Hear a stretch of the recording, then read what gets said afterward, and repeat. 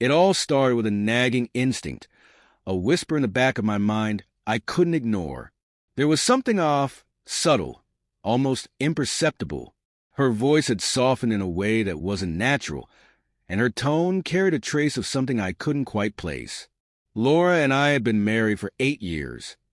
Years filled with shared morning coffees, unspoken dreams, and a deep connection that came from truly knowing someone. I believed we were unshakable. Until that text.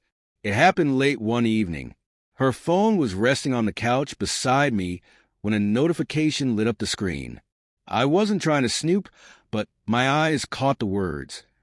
"I can't stop thinking about today." The message was from a number I didn't recognize.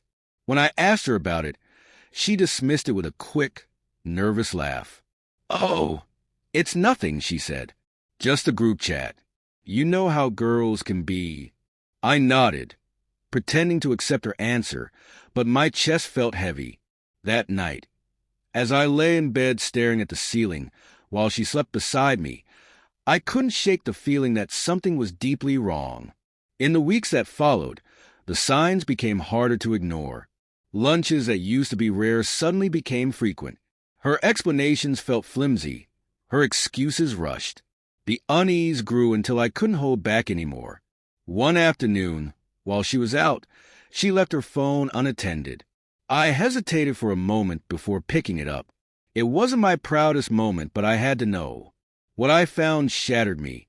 The texts weren't vague or suggestive. They were explicit. Her friend was someone named Eric, and their messages painted a vivid picture of more than just casual lunch dates.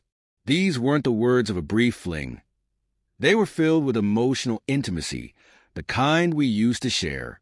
It wasn't just betrayal. It was a replacement of everything I thought we had. For a week, I carried the weight of this discovery in silence, torn between confrontation and escape. Should I confront her? Pack my bags and leave? Beg her to explain? None of those options felt right. Instead, I did something I never thought I was capable of. I planned. Methodically, I pieced things together. Through a few hours of digging on social media, I learned Eric was a colleague she worked with on a project. He was married, too. His wife, Christine, appeared on his Facebook page. A petite brunette with kind eyes, often photographed with their 2 young children.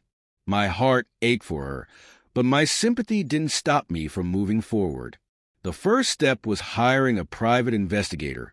Frank, a gruff, no-nonsense man with a face like a bulldog, delivered results within days.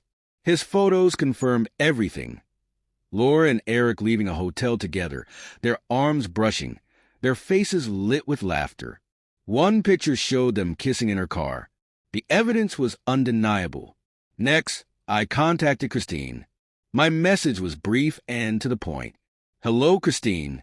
This will be difficult to hear, but I believe your husband, Eric, is having an affair with my wife, Laura. I've attached photos as proof. I'm deeply sorry to bring this to your attention, but I felt you deserved to know." Her response came within an hour. "Thank you for telling me." With that, the wheels were in motion. There was no turning back now. I wanted Laura to feel the weight of her actions, to see the ripple effect of her betrayal. So I decided to confront her directly. I invited her to lunch, masking my emotions behind a forced smile. "Just the 2 of us. We haven't done this in a while," she said, her tone light, almost eager. Her relief was evident, and perhaps she thought my sudden attentiveness was a sign of rekindled romance. Little did she know, this was the calm before the storm. The day of the lunch arrived, and I prepared meticulously. A crisp white tablecloth adorned the table, paired with our finest silverware and 2 glasses of wine. On the surface, it looked like a romantic gesture, a deliberate attempt to reignite a spark. In truth, it was a stage, and the centerpiece wasn't flowers but a manila envelope. Inside it was every damning piece of evidence Frank, the investigator, had uncovered. Laura walked in with a smile, her cheeks still flushed from what I assumed was her latest lunch date. She froze when her eyes landed on the table, and her gaze shifted nervously between the envelope and me. "What's this?" she asked, her voice quivering.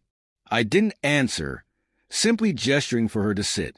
Reluctantly, she did, her once bright smile now a faint shadow. I slid the envelope across the table toward her. Open it, I said. She hesitated but eventually complied. Her hands trembled as she sifted through the contents. Photos, text message screenshots, undeniable proof. Her jaw tightened and she stumbled over her words. I can explain, she began, but her voice lacked conviction. Leaning back in my chair, I spoke calmly but with an edge sharp enough to cut. Explain how you've been deceiving me for months? How you've had an affair with a married man while treating our marriage like it was disposable. Tears welled in her eyes and she whispered, It's not what it looks like. What is it then, Laura? I pressed, my voice rising just enough to pierce through her weak denials. She broke down, her tears spilling over as she mumbled incoherent apologies. I let her sit in the silence of her own making before delivering the next blow. I told Christine, I said, her head snapped up, eyes wide with horror. You destroyed not just our family, Laura, but theirs too. Christine knows everything, just like me. Congratulations. Before she could respond, there was a knock at the door. Laura's head whipped around, her face a mix of confusion and dread. I stood and opened it to reveal Christine, her expression calm, but her eyes blazing with anger.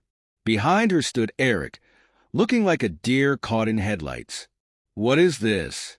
Laura stammered, her voice barely above a whisper. This, I said coldly, is closure. What followed was chaos. Christine stormed in, unleashing years of pent-up rage at Eric. Her voice was sharp, cutting him down with every word. Eric stuttered, attempting to defend himself, but his excuses were weak and hollow. Laura tried to intervene, but Christine turned on her with the fury of a lioness. Don't you dare try to defend this, she snarled. You're selfish and deceitful, and you don't get to justify your actions. When Eric finally tried to explain himself, mumbling about feeling undervalued at home, I let out a bitter laugh. You have 2 beautiful children and a wife who would sacrifice everything for you, I said, my voice laced with contempt.